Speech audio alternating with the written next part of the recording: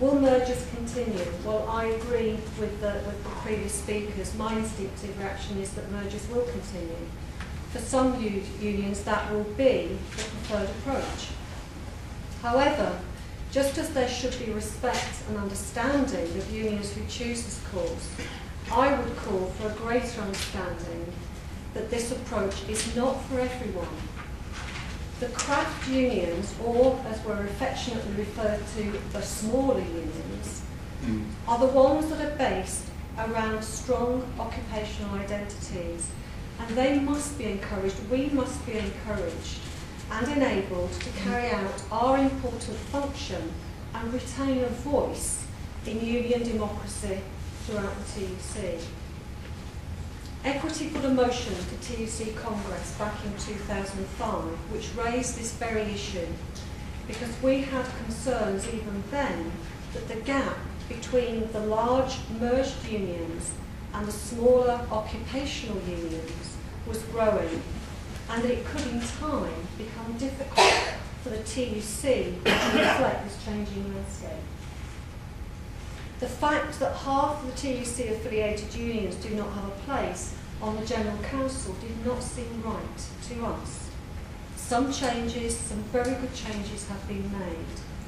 However, my union continues to believe that all unions should have a voice on the General Council if the TUC is to be truly representative. And I know how important this is because of the pride that was expressed by the members of my union and by the staff of my union following my election to the General Council this year, the first time in Equity's history.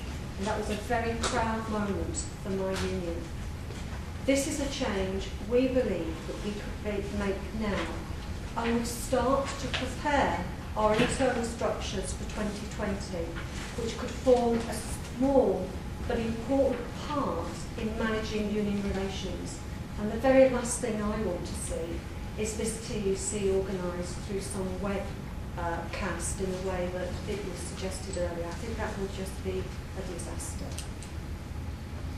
I also believe that we're likely to see the continued growth in isolated and freelance working, and unions like Equity have had many years' experience in dealing with that kind of workforce, so we might be better prepared. So I would pose a couple of questions, food for thought, if you like. I've said that I believe that mergers will continue. For some, that will be the rightless decision, and for others, it may be unavoidable. Yet if mergers are the solution to the difficulties facing the trade union movement, then why do merged unions repeat the process a couple of years later? The logic of that process would be to have one single union for all workers, with dedicated sections, perhaps dealing with different occupations. Does anybody in this room seriously believe that this is the best way to represent the interests, the diverse interests of our members? I think it's crucial to note the changes in the workforce evident from Tom Wilson's own research, which mean that unions with more professional or associated professional members have fared best in recent years because they're more connected with their members. And unions with a strong occupational identity have generally seen the strongest growth. Given this, are there lessons that the larger merged unions could take?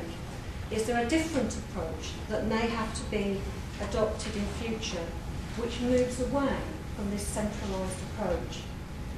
By 2020, is it possible that this trend could lead to an approach based around demerger? Or if not complete demerger, then perhaps at least a structural changes within those unions which will recognise separate occupational needs and give much greater autonomy for distinct groups of workers so that the sense of identity and community that the members in Equity feel is strong. In ending, As you know, the pantomime season is upon us, and every year Equity produces a promotional postcard. It's used to inform our members and non-members about the value of Equity membership. And this year we have the traditional Genie's magic lamp, and the Equity masks are emerging, not the genie, but the masks are coming out of the lamp. And the message is, no magic beans, no 3 wishes, no fairy godmother, just a union you can believe in.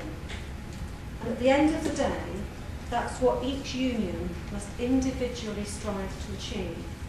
And what this movement as a whole, and through the TUC, must work together to achieve unions that our members can believe in.